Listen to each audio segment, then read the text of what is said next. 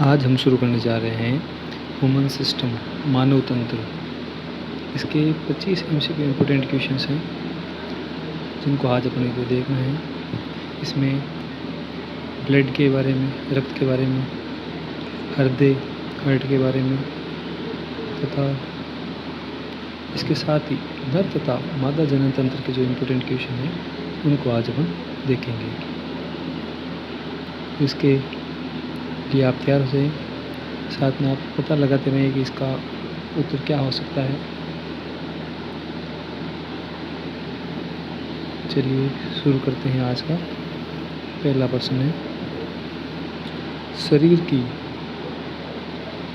मूलभूत संरचनात्मक क्रियात्मक इकाई का नाम क्या है? शरीर की मूलभूत संरचनात्मक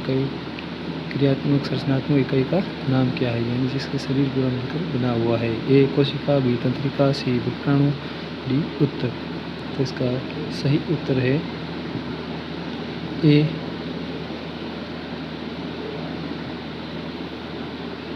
इसका सही उत्तर है ए कोशिका, सेल। प्रश्न नंबर 2, स्वस्थ मनुष्य का हृदय प्रति मिनट कितनी बार धड़कता है? ए 50 बार, बी 72 बार, सी 90 बार, डी 130 बार। इसका सही उत्तर है बी 72 बार। तो मनुष्य का हृदय प्रति मिनट 72 बार धड़कता है। अगला प्रश्न लेते हैं। प्रश्न नंबर 3, मानव हृदय में पाए जाते हैं ए 1 अलिंद व 1 नीले, बी 2 अलिंद व 2 नीले, सी 2 अलिंद व 2 नीले, डी 1 अलिंद व 2 नीले। तो आपको पता होगा कि मानव हृदय जो है वो 4 खंडों से मिलकर बना होता है, जिसमें सी ऑप्शन सही है, यानी 2 अलिंद होते हैं और 2 नीले होते हैं। यानी मानव हृदय में 2 अलिंद और 2 नीले यानी 4 भाग पाए जाते हैं। प्रश्न नंबर 4, परिसंचरण के दौरान रक्त हृदय से कितनी बार गुजरता है?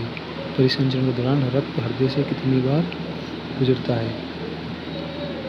ए 1 बार, बी 2 बार, सी 3 बार, डी 4 बार। तो मानव जो रक्त है वो 2 बार गुजरता है। तो यहाँ पे बी ऑप्शन सही है, इसीलिए इसको दोहरा परिसंचरण तंत्र भी कहा जाता है। अगला प्रश्न है प्रश्न नंबर 5, हृदय की गति निर्धारित तथा प्रारंभ होती है। हृदय की गति निर्धारित तथा प्रारंभ होती है। तो हृदय गति किससे शुरू होती है? ए आलिंद से, बी नीले से, सी धमनी से, डी पेस मेकर से। तो इसका सही उत्तर है डी पेस मेकर से। प्रश्न नंबर 6, धमनी में रक्त प्रवाहित होता है। धमनी में किस प्रकार का रक्त बहता है? ए ऑक्सीजन जनित रुधिर, बी कार्बन डाइऑक्साइड युक्त रुधिर, सी बी ऑक्सीजन युक्त रुधिर, डी मिश्रित रुधिर। तो इसका सही उत्तर है ए ऑक्सीजन युक्त रुधिर, यानी धमनी में शुद्ध रुधिर ऑक्सीजन जनित रुधिर रहता है। इसका ध्यान रखना है। प्रश्न नंबर 7 है अपना, नर तथा मादा जनन तंत्र का प्राथमिक लैंगिक अंग क्रमशः कौन सा है? नर का प्राथमिक लैंगिक अंग कौन सा है और मादा का लैंगिक अंग कौन सा है? ए अंडाशय विवर्षण, बी गर्भाशय विवर्षण, सी वर्षण तथा अंडाशय, और डी शुक्राशय व अंडाशय। तो नर जनन तंत्र का जो प्राथमिक लैंगिक अंग होता है वर्षण और मादा जनन तंत्र का होता है अंडाशय। तो यहाँ इसका सी ऑप्शन अपना सही उत्तर है, सी ऑप्शन। अगला प्रश्न नंबर लेते हैं। अगला प्रश्न है 8, शुक्राणु तथा अंडाणु का निर्माण क्रमशः किससे होता है? यानी शुक्राणु का निर्माण किससे होता है और अंडाणु का निर्माण क्रमशः किससे होता है? तो ए शुक्राशय या अंडाशय, बी अंडाशय वर्षण, सी वर्षण व अंडाशय, डी शुक्राशय व गर्भाशय। तो यहाँ शुक्राणु का निर्माण जो है वो वर्षण से होता है, अंडाणु का निर्माण अंडाणु से होता है। तो यहाँ इसका सी ऑप्शन सही है, शुक्राणु का निर्माण वर्षण से, अंडाणु का निर्माण होता है अंडाशय से। प्रश्न नंबर 9, मानव में निषेचन कहाँ होता है? मानव में निषेचन कहाँ होता है? जो निषेचन की प्रक्रिया होती है शुक्राणु और अंडाणु का संयोजन, वो किस भाग में होता है? ए अंडाशय में, बी गर्भाशय में, सी अंडवाहिनी में, डी योनि में। इसका सही उत्तर है सी अंडवाहिनी, फैलोपियन ट्यूब। सी अंडवाहिनी या फैलोपियन ट्यूब में मानव में निषेचन प्रक्रिया पूर्ण होती है। प्रश्न नंबर 10, माँ तथा भ्रूण के मध्य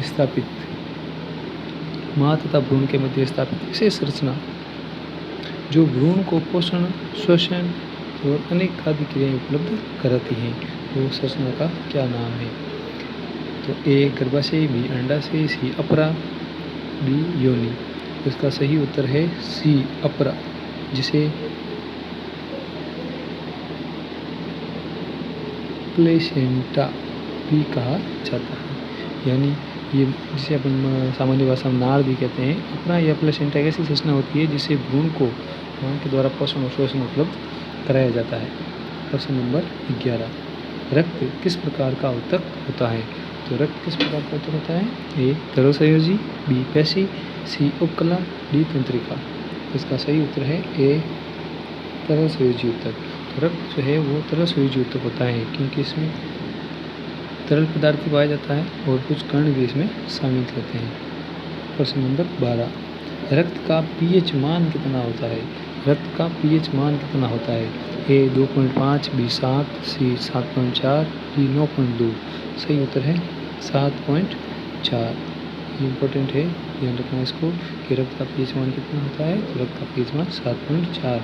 हल्का सारीय कह सकते हैं 7 से ऊपर मान को। प्रश्न नंबर है 13, रक्त का निर्माण कहाँ होता है? रक्त का निर्माण ए लाल अस्थिमज्जा, बी प्लीहा, सी लसिका पर्ल, डी उपरोक्त सभी में। इसका सही उत्तर है ए लाल अस्थिमज्जा। लाल अस्थिमज्जा जो है वहीं पे रक्त का निर्माण होता है। प्रश्न नंबर 14, आरबीसी में उपस्थित प्रोटीन जिसके कारण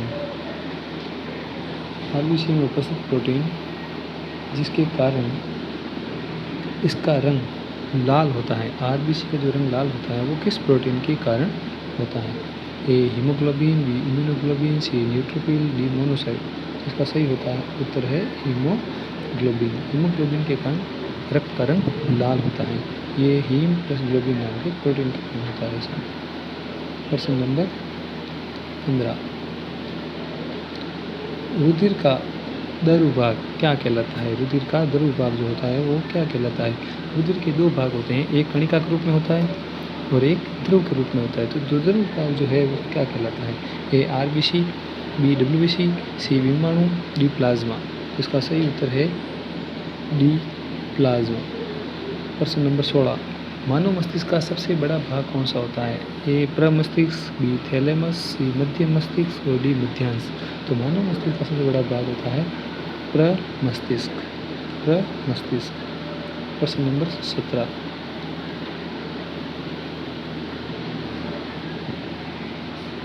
मस्तिष्क का कौन सा भाग ज्ञान, चेतना, सोचने विचारने का कार्य करता है? मस्तिष्क का कौन सा भाग है जो ज्ञान, चेतना, सोचने विचारने का कार्य करता है? ए प्रमस्तिष्क, बी मध्य मस्तिष्क, सी पश्चिम मस्तिष्क, डी मध्यांश। इसका सही उत्तर है ए प्रमस्तिष्क, जो मस्तिष्क का सबसे बड़ा भाग भी है और ज्ञान, चेतना, सोचने विचारने का कार्य भी प्रमस्तिष्क करता है। प्रश्न नंबर 18, मध्य मस्तिष्क के प्रत्येक पिंड का क्या नाम है? मध्य मस्तिष्क का प्रत्येक पिंड का क्या नाम है? मध्य मस्तिष्क जो होता है वो 4 जो पिंड है उनसे मिलकर बना होता है। मध्य मस्तिष्क 4 पिंडों से मिलकर बना होता है। उन प्रत्येक 4 पिंडों में से प्रत्येक का क्या क्या नाम है? ए मध्यांश, बी पॉन्स, सी कार्पोरा क्वाड्रिजेमिन, डी अनुमस्तिष्क। तो सही उत्तर है इसका सी कार्पोरा क्वाड्रिजेमिन। ये भी एक इम्पोर्टेंट क्वेश्चन है। तो मध्य मस्तिष्क के प्रत्येक पिंड जो 4 पिंड है उन चारों के प्रत्येक का नाम कार्पोरा क्वाड्रिजेमिन होते हैं। इसमें ध्यान देना है कि कार्पोरा क्वाड्रिजेमिन जो है वो ऊपर के जो 2 पिंड होते हैं वो देखने में काम आते हैं और नीचे के जो 2 पिंड होते हैं वो सुनने का कार्य करते हैं।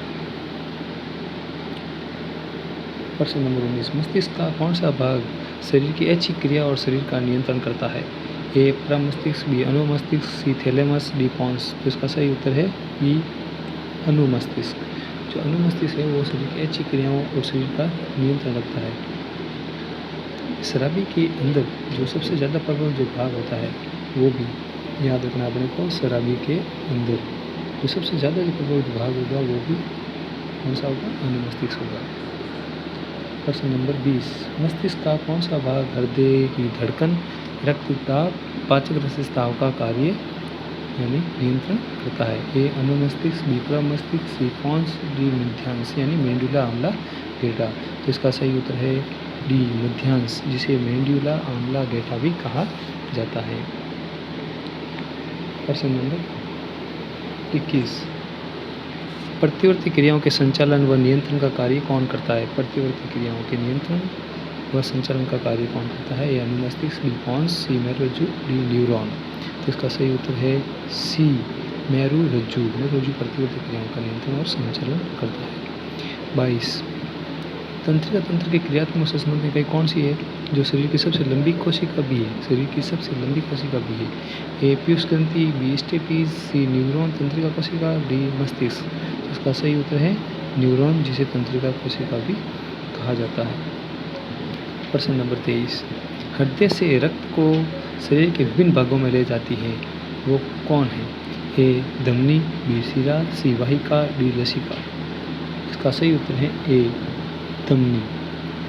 धमनी जो है वो ध्यान देना है कि धमनी हृदय से रक्त को लेके जाती है शरीर के विभिन्न भागों में, और इसमें जो रक्त होता है वो ऑक्सीजन युक्त रुधिर होता है, शुद्ध रुधिर होता है। प्रश्न नंबर 24, भ्रूणावस्था तथा नवजात शिशुओं में रक्त का निर्माण कहाँ होता है?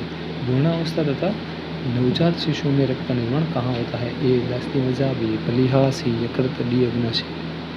तो अपने को ध्यान देना है कि पहले भी इस तरह के क्वेश्चन था जिसमें केवल रक्त का निर्माण मानव शरीर में कहाँ होता है? तो इसका सही उत्तर था अस्थिमज्जा। लेकिन यह ध्यान देना है कि यहाँ पूछा गया है भ्रूणावस्था और नवजात शिशु, जब ये दो शब्द जुड़ जाते हैं तो इसका सही उत्तर होता है प्लीहा। तो इसका सही उत्तर है प्लीहा। तो प्लीहा में भ्रूणावस्था और नवजात शिशुओं में रक्त का निर्माण जो है वो प्लीहा के अंदर होता है। प्रश्न नंबर 25, थ्रोम्बोसाइट किसे कहा जाता है? थ्रोम्बोसाइट किसे कहा जाता है? रक्त ऐसा कौन सा भाग है जिसे थ्रोम्बोसाइट भी कहा जाता है? ए प्लाज्मा, बी आरबीसी, सी डब्ल्यूबीसी और डी बिंबाणु यानी प्लेटलेट्स। तो इसका सही उत्तर है डी बिंबाणु, प्लेटलेट्स को थ्रोम्बोसाइट भी कहा जाता है।